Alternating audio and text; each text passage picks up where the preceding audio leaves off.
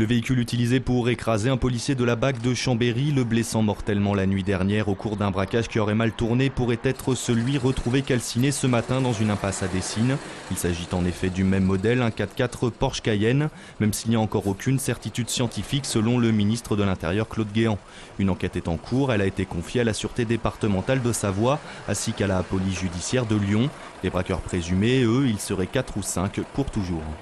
Ça s'est passé à 6 h du matin, on a entendu les chiens japper et mon mari a entendu aussi des bruits de verre. Il est sorti dehors, il a entendu une déflagration, donc il s'est précipité, il a ouvert le portail, il a vu que c'était une voiture qui était en train de s'enflammer. En attendant, il a appelé la police et puis les pompiers. Il était l'une des dernières grandes figures de la résistance, l'un des derniers aussi à avoir connu Jean Moulin, avec lequel il avait été arrêté par la Gestapo dans cette maison à Caluire le 21 juin 1943. Raymond Aubrac est mort cette nuit et les hommages se multiplient. À Lyon, il était venu en 2010 inaugurer ce mémorial. Et c'était vraiment très très émouvant de les voir expliquer, enfin surtout Aubrac qui lui avait été dans cette maison, d'expliquer tout ce qui s'y était passé. Ils avaient une très grande simplicité. Quelqu'un de serein. Voilà, je crois que c'était aussi le grand âge qui devait lui donner cette sérénité.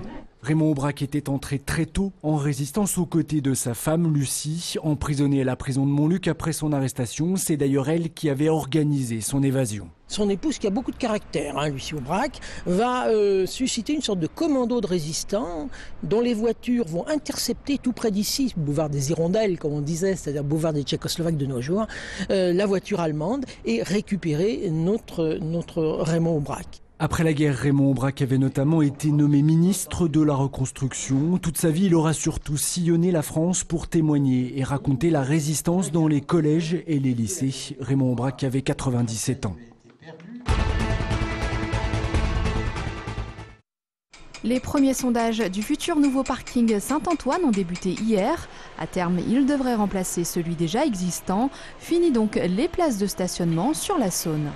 Le parking qu'on va construire va être construit entre la place d'Albon et le pont du Maréchal Juin, et entre le mur de quai où derrière il y a le parking existant et les bâtiments qui sont de l'autre côté de vos circulations.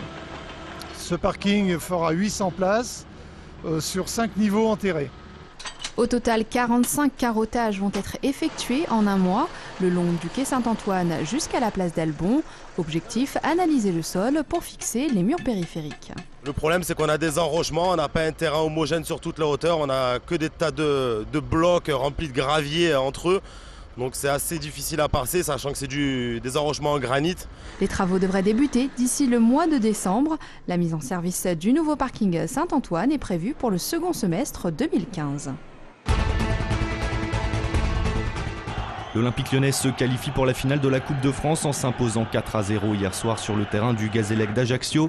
Le match a basculé à la 38e minute. Les deux équipes sont à égalité 0-0 lorsque Collinet tacle sévèrement Alexandre Lacazette. La sanction est immédiate, carton rouge pour le Corse. Cette expulsion va faire un bien fou aux Lyonnais qui se sont certes montrés dangereux en première période, mais qui se sont aussi fait de grosses frayeurs. Dans un climat tendu, c'est finalement Lacazette qui allait délivrer les siens à la 59e minute. À peine un quart d'heure plus tard, Lisandro Lopez doublait la mise. Asphyxiés, les Ajacciens lâchaient prise définitivement et Grenier et Gomis venaient alourdir le score, permettant aux joueurs de Rémi Garde de s'ouvrir définitivement les portes du Stade de France. Avant de jouer la finale de la Coupe de la Ligue face à Marseille samedi, l'OL a parfaitement lancé sa semaine et peut rêver de gagner les 2 coupes nationales. Une performance réalisée que 2 fois et par un seul club, le Paris Saint-Germain. 35 spectacles, dont 19 créations. Le programme de la Biennale de la danse a été dévoilé aujourd'hui. Merzouki, Kilian, Maggie Marin, Préjocage, Découflé. On retrouve des habitués, mais aussi des œuvres plus insolites comme les danses balinaises. Pas de thématique en particulier, place à la diversité. Aujourd'hui, il y a des minimalistes, il y a des expressionnistes, il y a des virtuoses, il y a des austères, il y a des conceptuels. Donc, et c'est cette diversité-là, je pense, moi, qui fait une expérience riche pour le spectateur. Pour la première fois à la tête de la Biennale, Dominique Hervieux a travaillé sur 2 axes.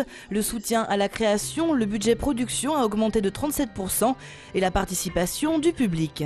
La participation au sens d'être acteur de la Biennale, de s'en emparer, d'avoir des moments de réflexion, d'avoir des moments de concentration, des moments de débat sur l'art contemporain et aussi des moments festifs, de bals, de propositions un peu inédites proposées par des artistes. Une biennale qui a accouché un peu dans la douleur suite au retrait des subventions du Conseil général, heureusement vite compensé. A noter que pour cette 15e édition, la biennale se raccourcit et ne durera que 3 semaines, du 13 au 30 septembre.